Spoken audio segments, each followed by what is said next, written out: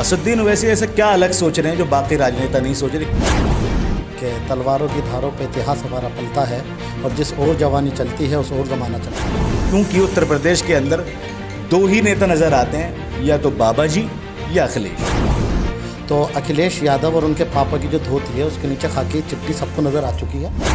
असदुद्दीन ओवैसी साहब ने क्या पहना हुआ है? हरा रंग। नहीं, हम तो सब समाज की बात करें। नमस्कार, आदाब। मेरा नाम अफ़ी कुरैशी हिंदुस्तानी है और आप देख रहे हैं बेबाक आवाज़ टीवी। और इस वक्त मैं बुगरासी के नगर कार्यालय में बैठा हुआ हूँ। जैसे कि आप देख रहे होंगे, MIM का ये कार्यालय है और यहाँ पर आज ज़िला बुलंदशहर, सियाना और 2-3 जगह से लोग आए हुए हैं। ज़िला अध्यक्ष अब्दुल कादिर राणा भी यहाँ पर मौजूद हैं। किस लिए आए हैं, क्या मकसद है? बाबा जी के दौर में MIM यानी असदुद्दीन ओवैसी साहब इतना शोर कर रहे हैं और उनकी टीम खूब हल्ला मचा रही है। आखिर वजह क्या है, जान लेते हैं। राणा साहब, सबसे पहले बहुत बहुत स्वागत आपका बेबाक आवाज़ टीवी में। बहुत बहुत शुक्रिया। पहला सवाल, आज बुगरासी में आपकी आमद हुई है, क्या मकसद रहा है? क्योंकि यहाँ पर देख रहा हूँ मैं तकरीबन सैकड़ों लोग हैं जो आपके युवा कार्यकर्ता नज़र आ रहे हैं। क्या मकसद है? देखिए, पहले तो मैं अपने एक युवाओं के लिए एक शेर से शुरुआत कर देता हूँ जी। कि तलवारों की धारों पे इतिहास हमारा पलता है और जिस ओर जवानी चलती है उस ओर ज़माना चलता है। तो आने वाला टाइम यूथ का है, इसलिए हम यूथ पे ही मेहनत भी कर रहे हैं और माशाल्लाह बहुत अच्छी तादाद में यूथ हमारे साथ जुड़ रहा है, पार्टी से जुड़ रहा है, हमारे मिशन से जुड़ रहा है। बैरिस्टर असदुद्दीन ओवैसी साहब के विचारों से प्रभावित होकर हमारे साथ कदम से कदम मिलाने को बिल्कुल तैयार बैठा है। कादिर साहब, आपने कदमों की बात की, आपने सोच की बात की।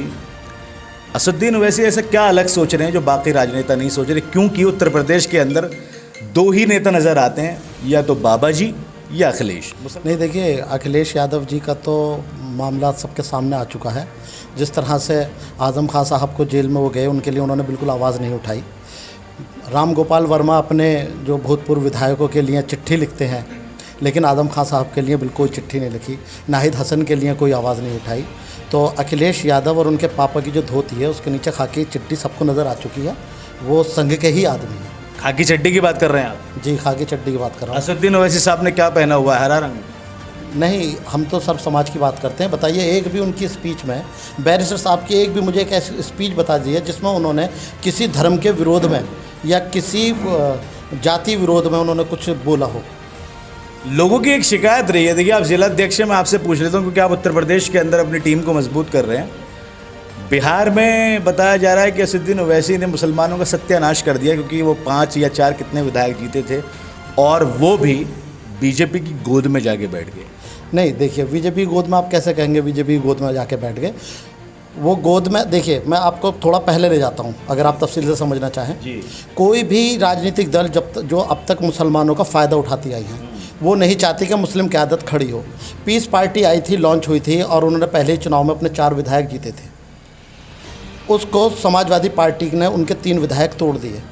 वो कांग्रेस के भी तो तोड़ सकते थे, वो चाहते तो बसपा के तोड़ सकते थे, वो चाहते तो बीजेपी की तोड़ सकते थे। उन्होंने मुस्लिम क़यादत के ही इसलिए तोड़े कि ताकि मुस्लिम क़यादत किसी तरह से स्टैंड ना हो। इसी तरह से उसने अपना तेजस्वी ने किया।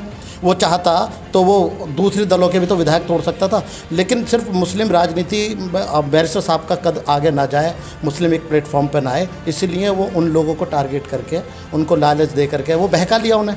वो बहक गए। लेकिन हमारा जो सीमांचल का जो शेर है वो इंशाल्लाह उन्होंने कह दिया है कि जब मैं आया था तब इतने लाया था और अब मैं जाऊँगा तो इतने लाऊँगा। तो वो बात सही है। वो शेर कौन है? अख्तरुल साहब। अच्छा, मतलब बाकी जो जीते थे वो गीदड़? नहीं, और साबित तो हो गया ये भाई, हमने गीदड़ों पर भरोसा कर लिया, ये साबित हो गया। अब आगे से इस बात पर ध्यान रखा जाएगा। मतलब आप ये कह रहे हैं कि हम करें तो रामलीला और वो करें तो रासलीला? हाँ, कुछ ऐसे ही समझ लो। चलिए, खैर वापस लौट आते हैं बुलंदशहर पे, क्योंकि बुलंदशहर की बात हो रही है। ये जो एक टीम बैठी हुई है यहाँ पर बुगरासी के अंदर, इस टीम से क्या उम्मीद और किस लिए इनको खड़ा किया, इनका मकसद क्या है? देखिए, मुझे बुगरासी में हमने जुनैद भाई को नगर अध्यक्ष की जिम्मेदारी दी है और माशाल्लाह यहाँ पर मेरा ये दूसरी विज़िट है। तो ये यहाँ पर काम भी कर रहे हैं और हमारा इनसे यही उम्मीद है, और बुगरासी में ख़ासकर, कि हम यहाँ पर जो समस्याएं हैं नगर पालिका के अंदर, वो हमारे पार्टी के नगर पालिका में सभासद जाए और ज़्यादा से ज़्यादा तादाद में हमारे नगर पालिका में यहाँ पर सभासद रहें। और अगर चेयरमैनी का कोई चेहरा आता है तो कोशिश करेंगे इंशाल्लाह चेयरमैनी भी हम यहाँ लड़ाएंगे। अच्छा, मतलब निकाय चुनाव में आपकी पूरी तैयारी चल रही है। जी, निकाय चुनाव की पूरी तैयारी चल रही है। अब जो तैयारी जो चल रही है निकाय चुनाव की चल रही है फिलहाल। ठीक है, एक आध सवाल इनसे भी पूछ लें। ये नगर अध्यक्ष साहब है, ज़रा शाहरुख साहब कैमरे को घुमा दीजिए, नगर अध्यक्ष साहब से भी बात कर लेते हैं। जी, जुनैद अंसारी है ना आपका नाम? जुनैद मलिक साहब, कितने सभासद खड़े करेंगे चुनाव में? इंशाल्लाह जो जीतेंगे, जिस भी मोहल्ले से उम्मीद लगेगी हम उस मोहल्ले से मेंबर खड़े करेंगे अपने। बुगरासी में पूरे 12 वार्ड हैं और इसमें से इंशाल्लाह 8 पर खड़ा करने का इरादा है हमारा। बातचीत हुई है किसी से? जी, इंशाल्लाह बात चल रही है सब मोहल्लों में। अच्छा जी, तो सभासद आप जो चुनने वाले हैं या खड़ा करने वाले हैं, उनसे उम्मीदें क्या हैं आपको? चेयरमैनी को टारगेट करना है? चेयरमैनी का भी चेहरा है कोई? नहीं अभी कोई चेयरमैनी का चेहरा नहीं है, बस सिर्फ अभी हमारा मेंबरों पर वो है जहन। अच्छा, हम मेंबर लाकर जिताकर अपने नगर पालिका में भेजना चाहते हैं, जिससे कि हमारे लोग अपनी पार्टी और अपनी परेशानियां खुलेआम हमें सेवक समझ के अपनी परेशानियां बताएं। चलिए, बहुत बहुत शुक्रिया जुनैद साहब आपका। थोड़ा सा फिर घुमा दीजिए कैमरा।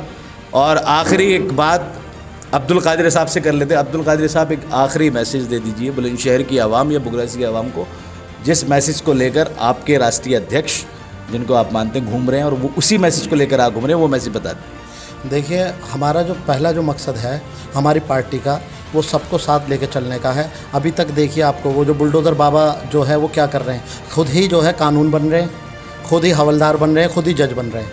ये सब पूरा देश देख रहा है। उन्होंने देश का सत्यानाश कर दिया। बस अब हमको देश को बचाना है।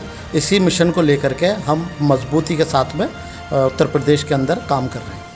चलिए, बहुत बहुत शुक्रिया आपका अब्दुल साहब बातचीत करने के लिए। बहुत साहब जो यहाँ पर पहुँचे हुए थे और इन्होंने बुगरासी के अंदर टीम को मजबूत करने की बात की है। देखना होगा कि कितने चुनाव जीतकर सभासद के, चेयरमैन की या कामयाबी हासिल करते हैं। तब तक आप खबरों से जुड़े रहिए। बेबाक आवाज़ टीवी अगर सब्सक्राइब नहीं किया तो कर लीजिए।